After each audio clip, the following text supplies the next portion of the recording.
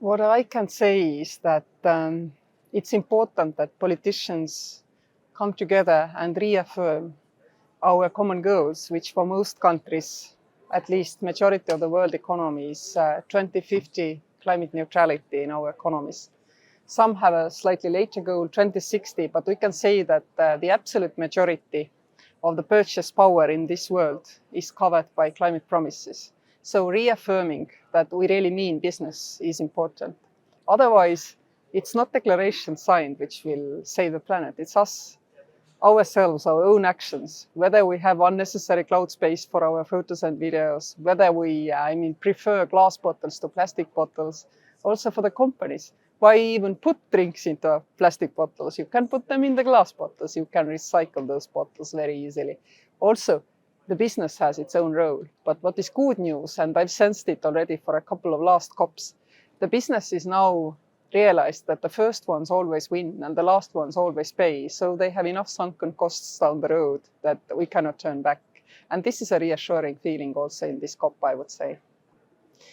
I think every penny which we can spend on saving our planet is useful.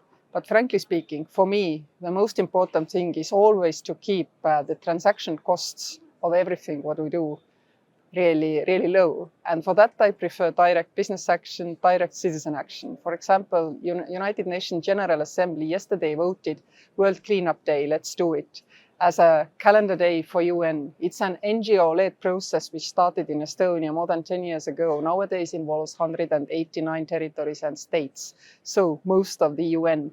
And it is where citizens themselves come together, become enablers of stopping climate change and stopping really, drowning our planet in waste.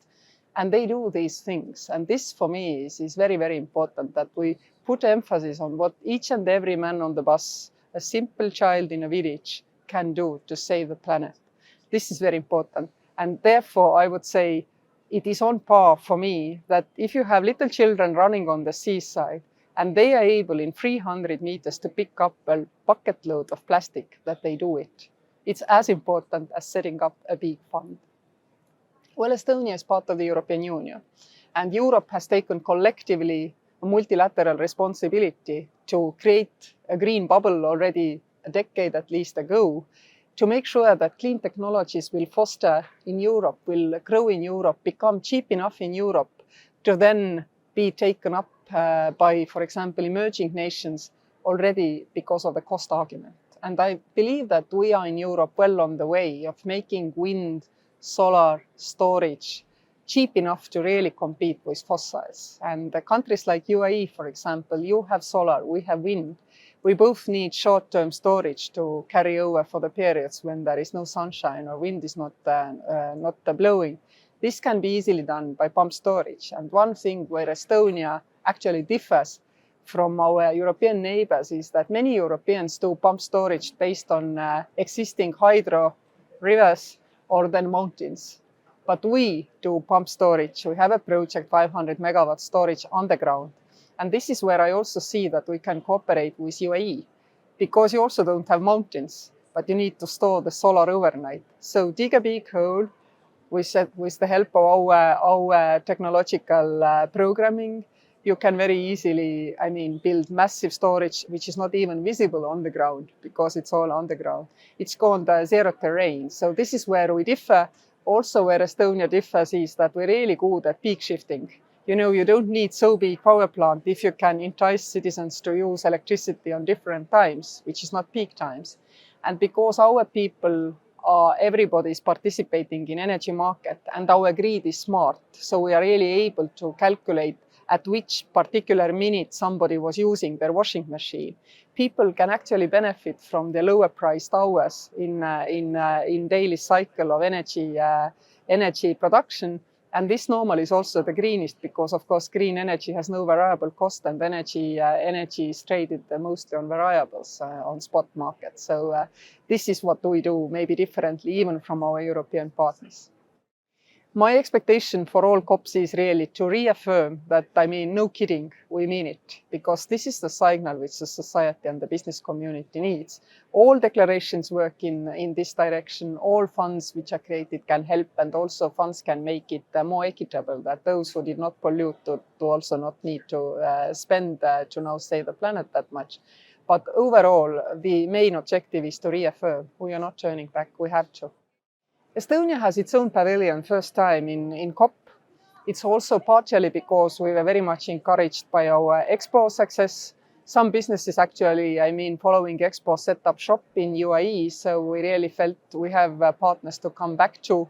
Estonian restaurant Valgerand, which normally operates, by the way, in Abu Dhabi, is back now here, and we've noticed, people who are fans of Estonian burgers and salmon are flocking into Valgerand. It's difficult to get a table even. So we have very positive experience, and this is why we decided to come also to COP with our own pavilion. And we've been indeed talking about world cleanup. Let's do it, because we knew UN is going to hopefully vote, and it did vote yesterday. So it played nicely to also show our prowess on global scale. And what we are proud of is that we are a tiny nation, but we have no time for small objectives. So these kind of things really show how you don't need a lot of catalyst, you don't need a little bit of catalyst. And we are able to serve the climate caring community by being this little catalyst, by providing some of these great, not traditional, not so much government-centered initiatives. It is precisely this, as I already said. You are responsible, I am responsible. It's not that declarations will clean up this planet, we will. I already mentioned that, there are even restaurateurs. There is a company which produces kitchen furniture, which set up after Expo. So there are these little pieces and things which collectively come together. We also have, of course, an embassy, and we only have an embassy in places where we have business interest. And this is how small countries normally work. You have to demonstrate there is a business case, and then the diplomacy will follow. So definitely there are many Estonian companies interested, and we're also hoping that soon we will have direct flights between the two countries.